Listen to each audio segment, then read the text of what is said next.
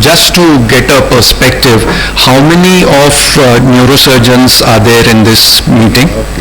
Can we have, so the bulk of them are, and how many of you do transforaminal blocks? So very limited. And how many of you do transforaminal discectomies?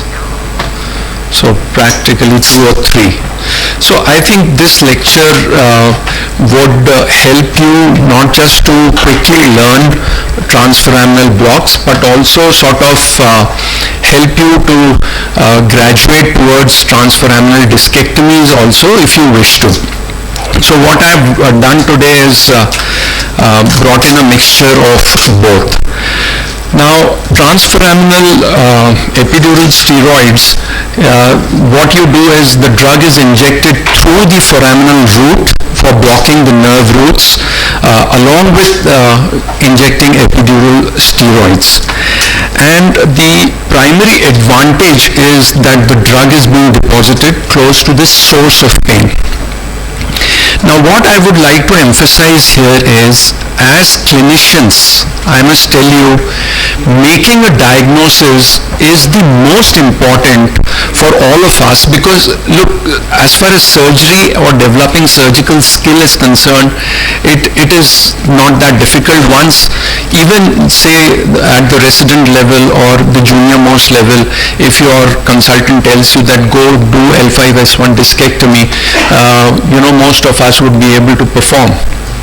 But clinching the diagnosis that in a particular patient, whether the pain is discogenic, facetal, whether there is radicular component or not, so identifying the source of pain is most important, and this is where transforaminal blocks or these blocks come into play as well. So not just they are therapeutic, they are also of great diagnostic value to us. So what are the indications? Obviously radicular pain, which is secondary to disc prolapse. This is the bulk or bread and butter that we see, and so transforaminal blocks help in that. For lateral foraminal stenosis, post-laminectomy syndrome with radiculitis. Now this again, I must tell you that I myself make a lot mistakes a lot of time. When I do a procedure and the patient is coming back to me with back pain, I just keep on giving him drugs or physio, etc., rather than pinpointing that there could still be a problem there which I haven't identified and resolved. So post-laminectomy syndrome, failed back syndrome, this is becoming more and more common. Again, not just because of bad procedure, but a bad diagnosis as well. So this is very important. Post-traumatic or post-herpetic radicular pain, and then scoli. After I used more of blocks, my surgical rate for scoliosis has really come down, especially degenerative scoliosis. We see degen scoli and we attack the patient, not required, because the patient is an adapted patient.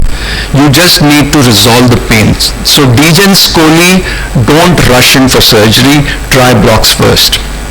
So quickly to point on the radiology of the lumbar foramen, I've just rotated, each one of my films will be rotated so that you get a perspective of how the patient is lying, the radiology when the patient is lying, that is what is important. So these are oval foramen, the height is 1.5 to 2.5 centimeter, but the important thing is that there is progressive widening of the foramen caudally. This is to our advantage because bulk of our cases is L3 downwards.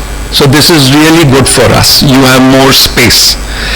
Now again, if you look at the MRI, this is another important aspect, that the nerve root is in the superior part of the foramen, and you have a lot of part inferiorly which is free. And when you have a disc prolapse, it is the traversing root which is mostly is the source of pain. Now, another important aspect that we should be aware is the Camden's triangle, or the safe zone for approaching the foramen. So, not going into the detail, this is the Camden's triangle, and most of my blocks would go in here rather than in the upper area. I'll give you the exceptions as well. So the exception is for L5-S1 route, and the reason is that the ganglion moves towards the spinal canal and a little inferior towards L5-S1. So you can use this area pretty well for L5-S1, though if you're comfortable using the Cameron's triangle also, there's no issue. So this is the perspective you will have when the patient is there. Now coming to the techniques, I'll tell you as neurosurgeons, it is not a steep learning curve. You can go back and start doing blocks right away. It's just that you need to have the radiological anatomy in your head. Now there are two approaches that I use. The first is, I have coined these terms myself for my convenience, the parasagittal approach, which is just besides the midline. Mostly I'll do this for L5-S1 in view of the bony restriction of the lateral approach. And I do a far lateral approach, which is my personal preference, which is from the side. And the reason I do it is, for L5-S1, when I do endoscopic discectomies, I don't do a transforaminal discectomy because of the height of the iliac crest.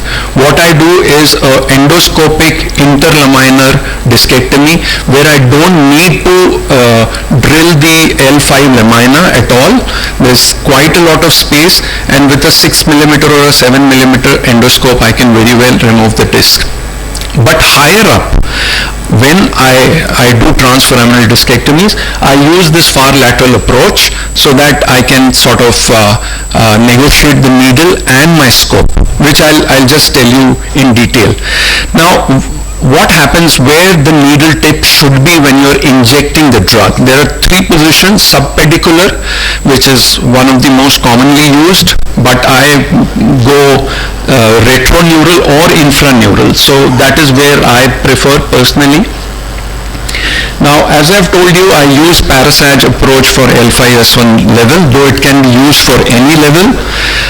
Coming to the technique, the patient is in prone position and you confirm the level using C-arm.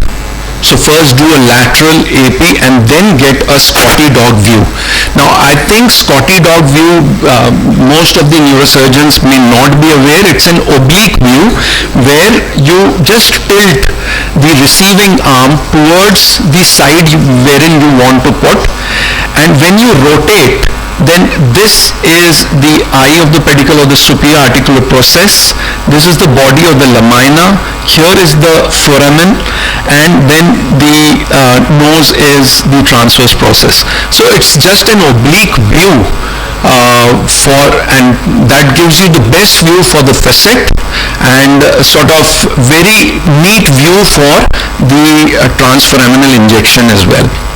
So once you have identified the transforaminal window, just use a 26 gauge needle and have a gentle bend, and then you pass under fluoroscopic guidance. So you can sort of use either this safe triangle, which is supraneural,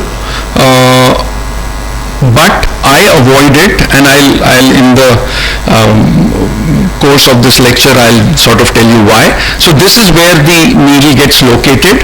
This is sort of a partial oblique view, but a subpedicular position.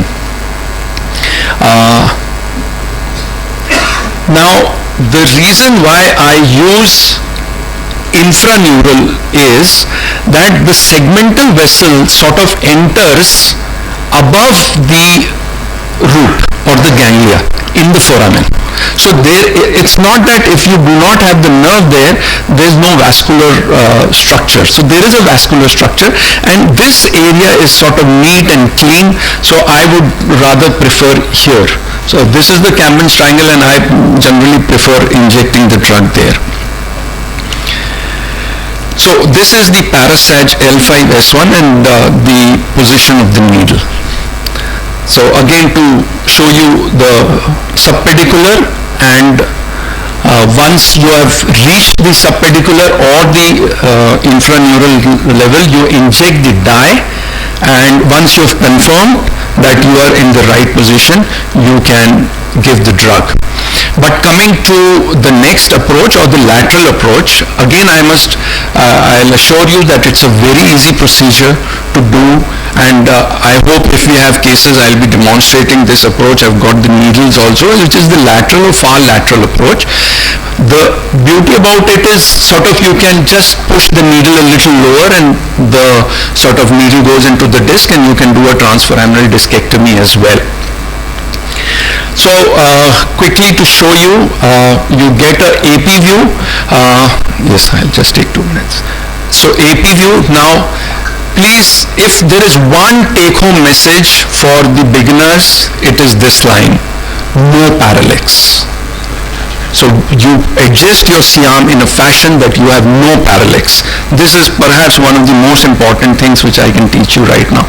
So here if you see, this is just a marking, no parallax. Then go in for a lateral view. And how do you confirm the lateral view? Here, there's a beautiful article by Roten et al. You can read. So the lateral, how much lateral you can go. So the hump of the joints for L4-5, and above that just the tip of the spinous process. So confirm on lateral X-ray, and thereafter you push the needle in. Basically this, just to show a quick case, this patient was operated. You can see a midline scar here about 15 years back, again coming with pain, and through the lateral part we pushed in the needle here. Now again, another learning tool is this end plate is one of the best places to put the drug, and if you push the needle a little lower down, you are into the disc. You can go ahead and do a discography. You can do a transforaminal block. So there's a lot of versatile things that you can do. Here I've just shown how I've pushed in the needle into the disc, and you can do the discography. I'll quickly share the drugs that we use. You can use bupivacaine, and for steroids I personally prefer non-particulate dexamethasone, and you can use dye. Why dexamethasone? Non-particulate, really no major serious adverse events have been reported till date, as compared to particulate. There are cases of spinal cord infarcts less than 4 milligrams, and now we have studies that there is no added advantage putting in more drugs, and there is decreased side effect when the dosage is decreased. There are a host of complications which one has to be aware of. It's not that just putting a needle does not carry complications, so you should be aware about those. Just one paper, meta-analysis, radicular pain secondary to disc, level 1 evidence of benefit at 3 and 6 months. So this is one of the most benchmark results you can have, level 1 evidence. Pain secondary to central canal stenosis, level 4 evidence. Failed back syndrome, level 4. Secondary to lateral recess, level 5 evidence. Try to use a blunt needle and an infraneural approach. So take home message, it's a very, very, very important technique in one's kitty. You should have it, so that not only for diagnostic but also therapeutic purposes. Best for radicular pain secondary to disc prolapse. The learning curve, I can assure you, is not steep. It has a range of complications, so due diligence for safety is required. For the neurosurgeons, I would like to invite all of you for a live operative MIS surgical course at Jabalpur under the aegis of NSSA from 16th to 18th of November. Many thanks. Thank you. We are already 15 minutes late.